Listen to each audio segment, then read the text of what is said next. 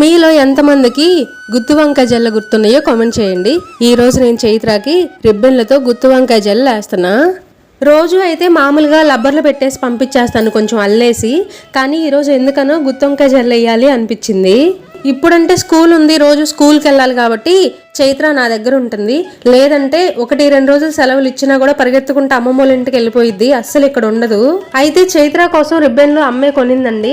ఇల్లంపటి వస్తారు కదా బుడగలోళ్ళు, వాళ్ళ దగ్గర తీసుకుందంట. మమ్మల్ని రెడీ చేసి మాకు జల్లేసి చాలా సంవత్సరాలు అయిపోయింది కదా.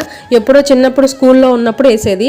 ఇప్పుడు చైత్రాకి మళ్ళీ రెడీ చేసుకొని చూసుకుంటా ఉండిద్ది అనమాట, ఇలా రిబ్బన్లతో కానీ, లేదంటే మాకు చిన్నప్పుడు వేసి అన్ని రకాల జల్లు చైత్రాకి వేసి చూసుకుంటా ఉండిద్ది. ఇంకో విషయం ఏంటంటే, ఇలా జల్లు పైకి కడితే అంట జుట్టు బాగా పెరిగిద్దంట, చిట్లిపోకుండా ఉండిద్దంట.